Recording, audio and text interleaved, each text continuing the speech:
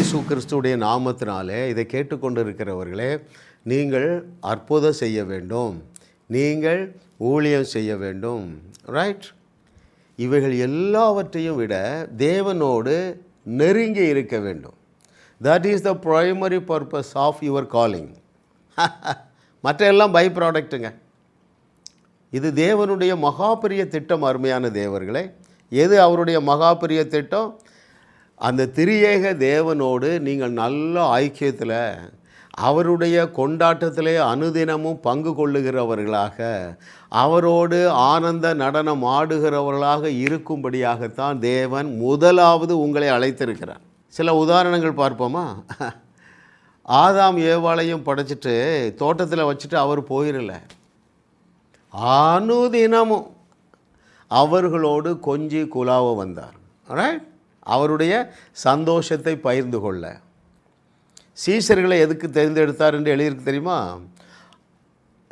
அந்த 12 பேரையும் முதலாவது தன்னோடு இருக்கணும், அப்புறம் தான் பிரசங்கம் பண்ணணும், அப்புறம் அற்புதம் செய்யணும், ரைட்? அப்போ முதலாவது தன்னோடு இருப்பதற்காக ஒரு டீமை எழுப்பின ஆண்டவராகிய இயேசு கிறிஸ்து நாமத்தினாலே நான் சொல்லுகிறேன், என்னுடைய வியூவர்ஸ் அத்தனை பேரும் இந்த நாளிலிருந்து அவருடைய உறவை நாடுகிறீர்கள். ஏனென்றால் he longs for that. ஹல்லேலூயா. பாருங்கள், சகையுவ வழியில் கண்டுபிடிக்கிறாரு, மரத்து உச்சியில் ஏறி இருக்கிறான். என்ன சொல்லி அழைத்தார் அருமையான தேவர்களே? சகையுவ இறங்கி வா, நீ பாவியான மனுஷன் எனக்கு தெரியும், ஒருத்தனும் உன்னை மதிக்கலை என்பது தெரியும், ஆனால் நான் இன்றைக்கு உன் வீட்டிலே தங்க வேண்டும். ஹல்லேலூயா. ஒருவன் என் சத்தத்தை கேட்டு கதவை திறந்தால், இருதய கதவை திறந்தால், நான் உள்ளே போய் அங்கே குடியிருப்பேங்கிறாருங்க. நீங்கள் தாங்க அவர் தேவன் குடியிருக்கிற கோயிலே நீங்கள் தானே. சந்தோஷப்பட்டு களி கூறுங்க. Oh thank you Lord for your goodness. அப்போது அருமையான தேவனுடைய பிள்ளைகளே, இந்த தேவ உறவை குறித்து நீங்கள் அசட்டையாக எண்ணாதீர்கள். அப்போது நீங்கள் ஒருவேளை கேள்வி கேட்கலாம், எப்படி அங்கிள் நான் அவரோடு உறவில் இருக்கேன்? ரொம்ப சிம்பிளாக சொல்லி தரட்டுமா?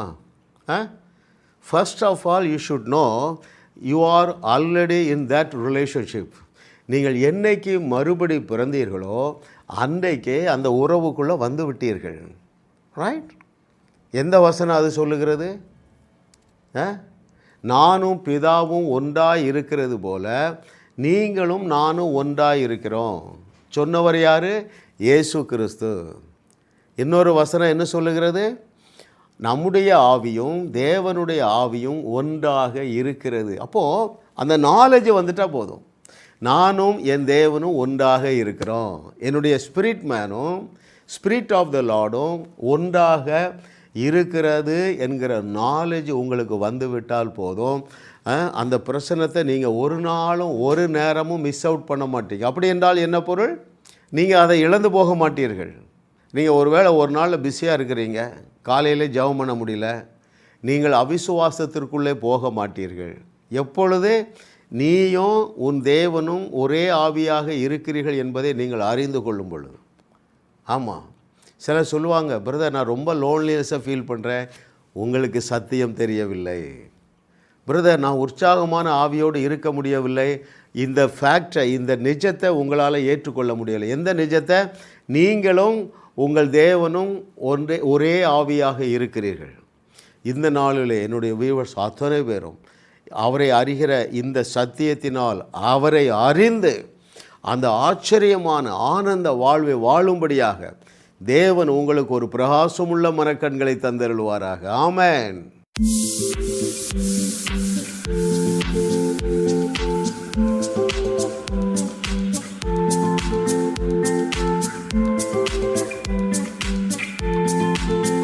ஜாஸ் மினிஸ்ட்ரீஸ் யூடியூப் சேனலில் தொடர்ந்து செய்திகளை கேளுங்கள், சப்ஸ்கிரைப் செய்யுங்கள், வீடியோக்களை லைக் செய்து பலரோடு பகிர்ந்து கொள்ளுங்கள். அவர்களும் ஆசீர்வதிக்கப்படட்டும்.